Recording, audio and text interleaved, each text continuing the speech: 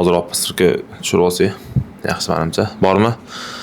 Assalomu alaykum, hormaylar, charchamayapsizlarmi? Oxirgi berilgan signallarda natijalar haqida gaplashamiz. Nima uchun stop loss urdi, nima uchun take profitga chiqdi va kechagi qisqa manipulyatsiya, ya'ni Sui coin'i bo'yicha sizlarga izoh bermoqchiman. Chunki men o'zim analiz qilib, shu coin ustida bo'lganman va mana qilgan ozgina e'tiborsizligimni sizlarga tushuntirmoqchiman. Ya'ni keyingi analizlarda sizlar ham bu xatoni takrorlamaylar. Xo'p, unda boshladik. Bizda birinchi berilgan coin Sui coin'i, Tia coin'i. Xo'p. Sui coin'ini berganman. Birinchi 1 soatlik time frame'da. Xo'p, Sui coin'i 1 soatlik time frame va tushish narxini analiz qilganmiz biz. Men tushish narxi bo'yicha berganman va men buni premium guruhga yozgandim. Yuqoriga yorib chiqishiga qarab kiramiz degan analiz bo'lgan 1 soatlik time frame'da. 1 soatlik time frame'da. Xo'p, men bu time frame'da trend line'ni 2 soatlikda tortganman. 2 soatlik time frame'da trend line tortilgan, trend chizig'i va buni ustiga chiqsa, bozor retest qilib yuqoriga ko'tariladi. Bu analiz qilingan. Endi bu eski strategiya, shu klassika bo'yicha, texnik analiz bo'yicha ishlab beradigan strategiya va bu zonada mana e'tibor qilsanglar, bu yerda men qo'llab-quvvatlash zonasini mana shu zonaga kelib, bozor yuqoriga harakatlanishligi kerak edi. Va bu zonaga kelmadi, yuqoriga olib chiqdi, yuqoriga olib chiqqandan keyin yuqoriga ko'tarildi. Xo'p, yorib chiqqandan keyin bu yerdagi ozgina mana qilgan e'tiborsizligim. Xo'p, Sui coin'ida hozir sizlarga yaqindan ko'rsataman. Xo'p, bu yerda mana menda mana shu zonada savdoga kirishli holat bo'lgan. Men buni berganman sizlarga. Xo'p, Sui coin'i 2 minutlik time frame'ga, lekin mana shu yerda men e'tibor qilgandim. Mana bu zonaga. Xo'p, birinchi minimum, ikkinchi minimum va uchinchi minimum shu zonadan savdoga kirsa bo'ladi. Xo'p, bu yerda yana ichki struktura bor. Ichki strukturani men 2 minutlik time frame'dan o'qigandim, analiz qilgandim. Xo'p, mana shu zonada coin yuqoriga tushib kelgan bu yerda, ya'ni korreksiya qilgan, retest qilgan, kichik trend chizig'ining ustida. Mana shu zonada men savdoga kirganman. 800 da, Allohu alam $1 800 sentda. Mana shu zona atrofida, Allohu alam va keyingi savdoga kirishlik narxi, xo'p, mana shu zona bo'lgan. Allohu alam mana shu zona. Men stop lossni bunaqa 1.5% ga qo'ymaganman, eng yaqin likvidatsiyaga qo'yganman. Men buni hozir sizlarga 1 soatlik time frame'da ko'rsataman. Ya'ni bu yerdagi bitta mana bu shamdan 2 minutlik time frame, 2 minutlik time frame. Mana bu shamni hech kim inkor qila olmaydi. Manipulyatsiya bo'lib, bozordan qanaqadir pul chiqishi bo'lgan yoki pastga limitda olib harakatlanishlik kerak bo'lgan. Men yuqorida ham olganligim uchun mana shu zonadan bitta olganman. Stop loss'im 2.5% bo'tdi. Men bu yerda bitta oldim va men umumiy stop lossni 1% atrofida qo'ygandim. Allohu alam 1% atrofida bo'lgan. Stop loss uryapti. Men buni screenshotini tashladim sizlarga ham. Keyin yuqoriga ko'tarilib ketgan. Lekin bu yerdagi asosiy ma'lumot analiz ishlagan. Ya'ni biz qilgan analiz va bu yerda mana qo'llab-quvvatlash zonasi bor. Mana shu zonaga kelib harakatlanishlik kerak. Va yuqoridagi qarshilik bo'lib qolgan. Hop, qarshilikni nimaga asoslanganman? Ya'ni bu yerdagi asosiy ma'lumot, sizlar misol uchun savdoga kirib chiqdinglarmi? Mana yuqoriga yorib chiqdi, aytaylik, mana bu yerda yorib chiqdi. Biz savdoga kiryapmiz. Savdoga kiryapmizda, take profitni qatga qo'yishlikni bilmaymiz bu yerda. Endi bilganimiz avvalgi likvidatsiyalarga qarashligimiz mumkin. Misol uchun bu yerda bir nechta likvidatsiyalar bor. Shu yergacha ehtimolligi bor chiqishlik deb qo'yishligimiz mumkin. Lekin eng to'g'risi qarshilik zonasini aniqlashligimiz kerak. Chunki bozor qo'llab-quvvatlash zonasidan qarshilik zonasigacha harakatlanadi. Xo'p, bu yerda mana bizda asosiy bir kichik order blok bor ichki strukturada va bu yerda mana interesni sham birinchi qo'llab-quvvatlash zonasi va bu yerda yana bitta manipulyatsiya bo'lgan, ya'ni bozor bir tomonga harakatlangan, ko'p pul chiqishli bo'lgan, kirishli bo'lgan, ya'ni bozor qanchadir vaqt mana shu yerda ushlangan. Va keyingi mana qarshilik, mana bu yerda mana 2 marta kelib harakatlangan, ya'ni yorib o'ta olmagan. Bu yerda birinchi qarshilik trend line bo'lsa, trend chizig'i bo'lsa, ikkinchisi mana shu korobka zonada harakatlanyapti va undan keyingi mana kechaga chiqqan narx.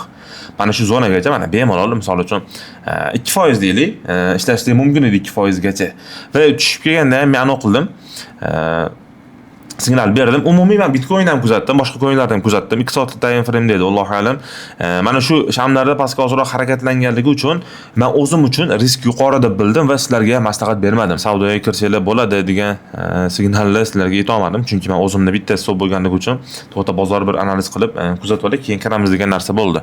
Va bu yerda mana qo'llab-quvvatlash zonasi birinchi kelishligi va keyingi kecha o'sha analiz qilayotganimizda kelishligi va bugungi kelishlari ham mana shu zonagacha harakatlanishligi kerak. Xo'p, men bitta nimada analiz qilgandim. Mana men bu yerda ekan mana. 0.5% ga nima qo'yilgan, stop loss qo'yilgan. Sababi avvalgi likvidatsiyalarga qaralgan mana. Men mana shu zonagacha Allohu alam stop qo'ygandim. Bir 78 gamidi, Allohu alam 77 nechiga ham qo'ygandim stop loss. Ya'ni yuqorida ham kirilgan. Scalping uchun olganimga stop loss kichikroq qo'ydim maksimum. Bu yerda mana qarshilik 3% bo'lyapti. Savdoga kirgan narximizdan o'sha stop loss ozgina xato qo'yganligimiz sabab nima bo'ldi? Pastga harakatlandi va keyingi analiz mana misol uchun bozorda hozirgi holati bo'yicha ham men analiz qilganman. Ya'ni maksimumdan trend line tortilyapti. Trend chizig'i birinchi qarshilik, ikkinchi qarshilik va uchinchi qarshilikdan bozor hozir pastga harakatlanyapti. Birinchi kelish zonasi mana shu qo'llab-quvvatlash zonasi bo'ladi. Xo'p, mana 10 minutlik time frame juda chiroyli ko'rinyapti. Mana shu birinchi kelishlik narxi. Ya'ni bu yergacha hozir keladigan bo'lsa, scalping ham misol uchun 50 ming bilan 100 ming bilan yoki-da misol uchun aytaylik 10 ming bilan kelib ishlasa bo'ladi 0.5 ga. Va keyingi tushishligi mana shu zona, qo'llab-quvvatlash zonasi va mana bu trend line ham bor. Trend line ham 2 barobar nima bo'ladi? Qo'llab-quvvatlash vazifasini bajaradi, zona vazifasini bajaradi. Xo'p, Sui coin'i bo'yicha shunaqa izoh, ya'ni men Sui coin'ini o'zini analiz qilib o'tirdim. Men bu yerlarda endi ko'rdim. Men boshqa ish qilayotganligim uchun nima qilmadim? Signal bera olmadim sizlarga. Ya'ni sizlar misol uchun ishlayapsizlarmi? Bitta xato bo'ldimi? Ko'rib chiqinglar. Nima uchun bu yerda misol uchun xato bo'ldi? Значит, manipulyatsiya bo'ldimi? Bu yerda hech qanaqa signal o'xshamaganligi, bu uslub o'xshamagan holatda kuzatilmagan, unaqa bo'lmagan. Bu yerda qisqa manipulyatsiya stop lossimiz urib yuqoriga harakatlangan va undan keyingi tushishligi ham shu zonaga tushyapti. Mana foydalansa bo'lardi 2%. Bu 2% bor. O'sha stop loss bilan kirganda, misol uchun 1.5% bor ekan. O'sha stop loss bilan, kichik stop loss bilan scalpingga olsa bo'lar edi. Chunki 10 minutlik time frame va umumiy bozorda holati, Bitcoinning holati birinchi o'rinda yomon emas edi, yaxshi holatda edi. Xo'p, keyingi bergan nimamiz coinimiz. Hop, TIA coin'i. TIA coin'ni nima 10 minutlik time frame deb bergan ekanman. Hop, TIA. 10 minutlik time frame mana men bergan zona. Mana shu zonada men bergandim. Allohu alam mana shu narxlarda va 1.5% bu tushib harakatlangan. Chunki tabiiy bu yerda 0.5%, 1% stop loss bo'lishligi, 1% stop loss tushgan ekan mana 1% atrofida tushib harakatlangan. Bu yerda mana stop urardi, chunki men bu likvidatsiyani pastiga stop loss qo'ymasdim, chunki mana stop lossi mana shu zonada edi, ya'ni 1% edi. Chunki men scalping uchun kirayotgandim. Ya'ni bu yerdagi al-muhim likvidatsiyalar bo'lyapti, ammo likvidatsiya yo'q edi, inobatga olinmaydi mana likvidatsiya. Undan keyin likvidatsiyani olib, yana pump bo'lishlik, ya'ni ichki strukturada qisqa bir yuqoriga ko'tarilishlik bo'yicha. Xo'p, mana yuqoriga ko'tarilyapti, 6% ko'tarilayotgan ekan. Shu kechani o'zida shu 1 soatlik time frame o'zida Allohu alam 6% ko'tarilyapti. Al-muhim bu yerda umumiy strategiya, umumiy bozor holati norma, hech qanaqa katta bir bosimda oqqani yoki pump bo'lib ketgani yo'q. Hozirgi holatda ham yomon emas, ya'ni bir xil sekin tushib kelyapti avvalgi holati bo'yicha. Ya'ni xuddi shunaqa klassikadan foydalanib, misol uchun scalpingda yoki boshqa nimada ishlasanglar bo'ladi, bemalol. TIA coin'i va hop Solana'ni analiz qilgandik. Hop, Solana. Hop, boshqa menimcha coin bermadim sizlarga. Hop, asosiy kanalda ham qaysidir coindan o'qigandim, ma'lumot o'rnida bergandim. Sui coin'ni 4 soatlik analiz qilgan ekanmiz. Hop, keyin bananani o'qiganman. Banana zo'r. Hozir bananani ham bir ko'rib chiqamiz. Mana Solana. Hop, FV ga bor. Bizda qo'llab-quvvatlash zonasi ham bor mana shu zonada. Qo'llab-quvvatlash zonasi ham bor mana. Bunga isbot. Xo'p, mana qarshilik bo'lib qolgan, qarshilik qo'llab-quvvatlash zonasi, order blok hosil qilyapti, ko'tarilyapti. Birinchi mana bu yerda ham qarshilik, qo'llab-quvvatlash zonasi, qo'llab-quvvatlash zonasini buzib o'tyapti. Bitta impuls bilan shu zonaga kirib olgan, chunki bu yerda trend chizig'i ham bor mana. Misol uchun, hop, mana bu yerda mana trend line tortilgan, ya'ni qo'llab-quvvatlash zonasi bu ham. Bu bilan ham misol uchun bemalol analiz qilib savdoga kirsa bo'lardi mana. Birinchi kirishlik, hop, yuqoridagi nimasi ham bor mana. Bu prosta klassika mana. Hop, tushib kelyapti mana. Bu yerda qo'llab-quvvatlash zonasi bor. Birinchi sabab, hop, stop loss qo'yilyapti mana 1% atrofida va take profitimiz mana 2% bor. Indamay 2% gacha harakatlanyapti va undan keyingisi ham xuddi shu. Hop, bu yerda mana to'g'ri trend line bor. Bu yerda qo'llab-quvvatlash ishlab bermagan, chunki bir xilda, misol uchun 1 soat misol yashilcham bo'lsa, keyin 2 soat yana qizarsa xuddi shu holatda oqqan. Al-muhim lekin bu yerdan ham kirsa bo'lardi, lekin mana kechagi o'sha bizda ishlayotgandagi manipulyatsiya stop loss urib harakatlanishligi mumkin edi. Trend line bitta impuls bilan yorib o'tdimi, shu zonaga albatta retest qiladi, keyin yana ko'tarilishda davom etadi. Xo'p, meni qarshiligim Allohu alam mana shu zonagacha edi. Haligacha ishlaydi bu, qarshilik haligacha ishlaydi. Sanaqa bu bo'lgani yo'q. Xo'p, mana bu уже 2 soatlik time frame ga 2 soatlik time frame da o'zgaryapti. 2 soatlik time frame da nima bor? Order blok bor. Order blokka bozor kelib harakatlanyapti. Va keyingisi 1 soat 30 minutlik, hop, o'sha eski nimamiz. Hop, mana 1 soatlik time frame da bizda bitta FV ga bor. Hop, FV ga bozor kelib harakatlanyapti. Bu yerda qo'llab-quvvatlash zonasi ham bor mana. ham FVga ham shu qo'llab-quvvatlash zonasi. Ya'ni 2 barobar bu yerda foydalansak bo'ladi. Tushundinglarmi? Bular limitlar edi, boshqa analizlar edi mana. Bu yerdan endi nima qilamiz? Misol uchun savdoga kirilyapti hozirgi zona bo'yicha mana stop lossimiz 1% ga yaqin bo'lyapti. Mana shu to'g'ri deb o'ylayman. Agar tushadigan bo'lsa, ham trend chizig'ini ustidan olamiz. Ya'ni 2,5-3% gacha hozirgi holatida tushib ketishligi mumkin. Shunga agarda savdoga kiradigan bo'lsa, 1% ga yaqin maksimum yoki 0,5% stop bilan bemalol kirsa bo'ladi. Hadafimiz 3% bo'lar ekan. Sof mana 3% gacha ko'tarilib beradi. Solana coin. Xo'p, keyingisi bizda banana coin edi. Xo'p, banana. Xo'p, banana bu yaxshi harakatlanyapti. Chunki avvalgi ko'tarilishligi bo'yicha yana bir ko'tarilib berishligi kerak. Xo'p, buni men qaysi time frame analiz qilgandim? Xo'p, 4 soatlikda ko'rgan ekanmiz. Allohu alam 4 soatlik ekan.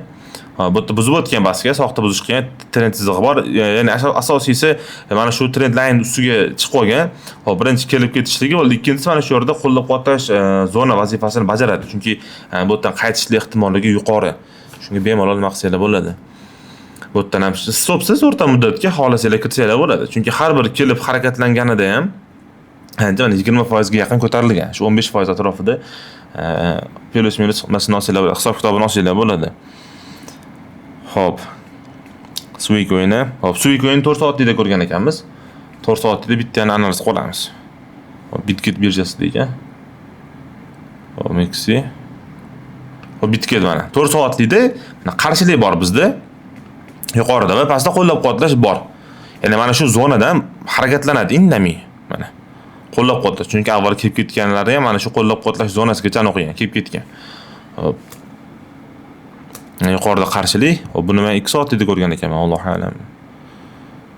4 soatlikda sal motor tortilgan ekan. Hop, mana. Mana. Bemalol mana shu nimadan foydalanib, misol uchun take profit bilan qo'ysanglar bo'ladi. Bu savdoga kirishlik zonasi bu. 1.77 atrofida. $1.77. Hop, kechaga berilgan signallar mana shulardan iborat edi inshaalloh. Hop, endi keyingi coinlarning analizlarini endi keyinroq yana bir gaplashamiz. Hop, oxirgi berilgan nimalar shular. Bitcoinga ish berilgan, mantalar berilgan, ular oxirgi nimada tushgan.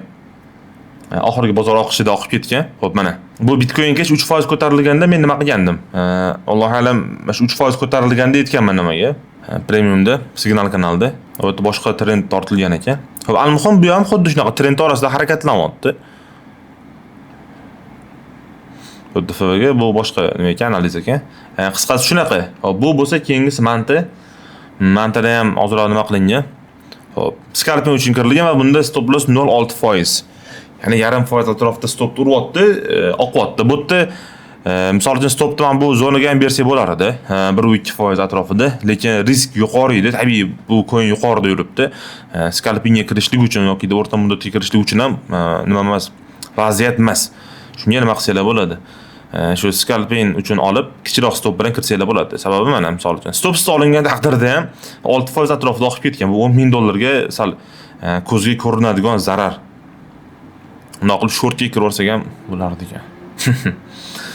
Xo'p, manta coin'i shunaqa gaplar. Inshaalloh keyingi nimalarda men aniq qilaman. Mana Sui ham, Sei coin'i ham 1.8% stop loss urgan, keyin oqqan. Xo'p, bu yerda sabablari bor edi, analiz qilingan. Sabablarni qildik. Shu bitta coin ko'tarilib berdi va bitta coinda stoplarni qanchadir nimasini zararsiz holatda ushladik. Zaka coin'ini men o'rta muddatga bergandim. Hozirgacha maslahat beraman olishinglarni.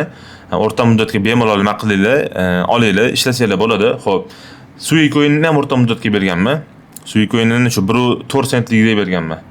1.4 atrofida edi, 1.35 mi, 1.4 mi, shu atrofda 50% ko'tarildi. Endi bu uzoqroq muddatga, balki o'rta muddatga ham ishlasanglar bo'ladi. 40% ko'tarilgan, lekin shogirdlar 50% dan oshiqroq foydada. Hop, aytmoqchi bo'lganim, qisqa muddatda ishlayveramiz, chunki biz buni uzoq muddatga olganmiz. Uzoq muddatga ko'tarilishli ehtimolligi yuqori. Inshaalloh, chunki analiz qilingan, hisoblar qilingan. Shu likvidatsiya ham to'ldirilgan, mana bu. Shu muhim edi. Va bugungi darsimiz shulardan iborat inshaalloh. Keyingi darslarda ko'rishguncha salomat bo'linglar.